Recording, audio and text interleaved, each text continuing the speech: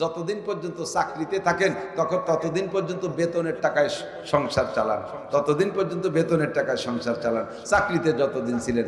এবার সরকার জানে যে এই লোকটার কি বলা হয় মগজ, মেধা, শক্তি, সামর্থ্য, যোগ্যতা সব আমি 35 বছর পর্যন্ত তার সার্টিফিকেটের থেকে খেয়ে, এখন 35 বছর হয়ে গেছে তার সার্টিফিকেটের বয়স, এখন এই সার্টিফিকেট আর কোনো কার্যকারিতা নেই, ও এখন ইনভ্যালিড হয়ে বাড়ি যাচ্ছে।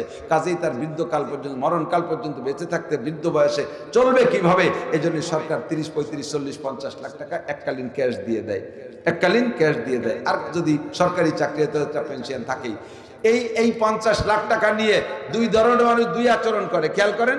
একদল হলো অচেতন, আর একদল হলো সচেতন। অচেতন যারা, তারা আইসেই এই 50 লাখ টাকা দিয়ে একটা বিল্ডিং টিল্ডিং করে ফেলে বাড়ি, অথবা এই টাকা দিয়ে বিভিন্ন টুকিটাকি ব্যবসা বাণিজ্য করে 2-6 মাসের ভিতরে মাইটার খাইয়ে একেবারে সে ভ্যান চালানো হয়ে যায়। আর সচেতন যারা, তারা কি করে? একটা দিক বলছি, সচেতন যারা 50 লাখ টাকা পাইছে, মূল খুলনা শহরের ভিতরে বা থানা সদরের মাঝখানে তো 25 লাখ টাকায় কোনো জমি এখন পাওয়া যাবে না। শহরতলিতে 25 লাখ টাকায় দিয়ে মোটামুটি একটু জমি রাখছে 3 শতাংশ।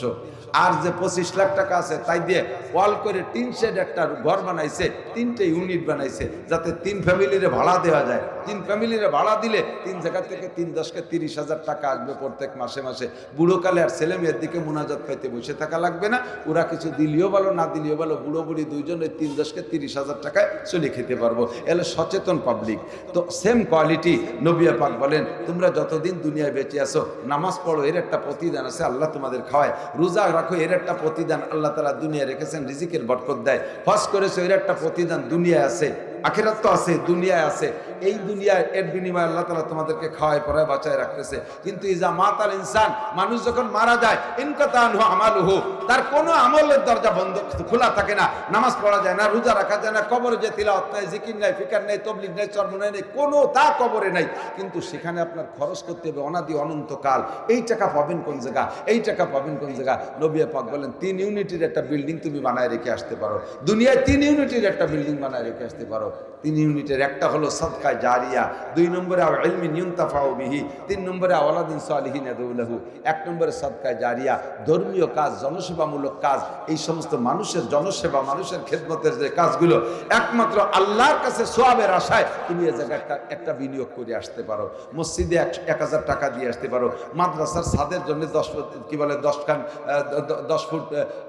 10 বস্তা সিমেন্ট দিয়ে আসতে পারো। ও জায়গায় 100 ফিট খোয়া রড দিয়ে আসতে পারো। ও জায়গায় 100 ফিট খোয়া দিয়ে আসতে পারো, 100 কেজি রড দিয়ে আসতে পারো। এইগুলো সেখানে সাদ হবে যতদিন পর্যন্ত ওই ঘরের ভিতরে বৈশা কোরআনে কারীম তিলাওয়াত করা হবে। তুমি কবরে বসে ওই ইউনিট থেকে 10,000 টাকা করে পাবা। 10,000 মানে নেকি পাবা। আরেকটা হলো ইলমিন ইনতাফাউ বিহি, তুমি কোরআন হাদিসের দ্বীনি ইলম মানুষকে শিখাই রেখে আসবা। যত মানুষ শিখবে তার থেকে আরো শিখবে, তার থেকে আরো শিখবে। এভাবে নেটওয়ার্ক সারা পৃথিবী, তোমার ছাত্র থেকে ছাত্র, ছাত্র থেকে ছাত্র ছড়িয়ে পড়বে। সারা বিশ্ব থেকে যত আলেম ওলামারা তোমার ওই ছাত্রর ভিতর থেকে লেখাপড়া করে কোরআন হাদিস শিখে আলোচনা করে যত নেকি কামাই করবে, তুমি কবরে বসে সেই ইউনিট থেকে 10,000 পাইতে থাকবা। আরেকটা হলো ওয়ালাদিন সালিহিন ইয়াদউ লাহু, দুনিয়ায় কিছু নেক সন্তান রেখে আসো। নেক সন্তানকে যে আব্বা মার কবরকে সামনে করে রব্বির হামহুমা পড়ে। হুজুর বলেন মানজারা কবর আবওয়াইহি ইয়াওমাল জুমুআ গুফিরা লাহু মা তাকাদ্দামা মিন যামবিহি। সন্তান যদি জুমার দিন আব্বা মার কবরের কাছে দাঁড়িয়ে জিয়ারত করে, আল্লাহ তাআলা আব্বা মার জীবনের সব গুনাহ মাফ করে দেয়। এই 3টে ইউনিট তা আমাদের সামনে, আপনাদের সামনে এই যে মাদ্রাসা দেখতেছেন ছোট্ট, আমার এসে খুব ভালো লাগছে। আমাকে এই জয়নাল দারোগা সাহেব উনি আমাকে নিয়ে এসছেন। আসার পরে আমি ভাবতে পারি যে কোন জায়গা যাচ্ছি, তো এখানে আসিনি কখনো। এখানে তো খুব যাই কিন্তু এই জায়গায় নামি নেই। প্লেসটা আমার খুব পছন্দ হয়েছে। জায়গা দেখে আমার মনে হচ্ছে যে এখানে ইনশাল্লাহ একটা মাদ্রাসা হবে। আপনারা বলেন আমিন। মাদ্রাসা হলে কি ক্ষতি হবে? কোরআন পড়া হবে, এলাকায় মানুষের মরহুমরা নেকি পাবে, আমাদের সে কি বলা হয় আমাদের জন্য তারা দোয়া করবে, আসমানি গজব আযাব থেকে আল্লাহ হেফাজত করবে। কাজে এখানে একটা কোরআন তিলাওয়াতের একটা ঘর হোক, এর পিছনে আমাদের সামান্য একটু বিনিয়োগ থাক। আমরা একটা ইউনিটের মধ্যে খুলতে পারি। সাদের কাজটা বাকি আছে, মহব্বত করে আমি মাত্র 5 মিনিট সময় দিতে পারবো। আমার 8টা পর্যন্তই বলছিলেন, 8টা পর্যন্ত, তারপরেও মনে হয় 15 মিনিট বেশি হয়ে গেছে।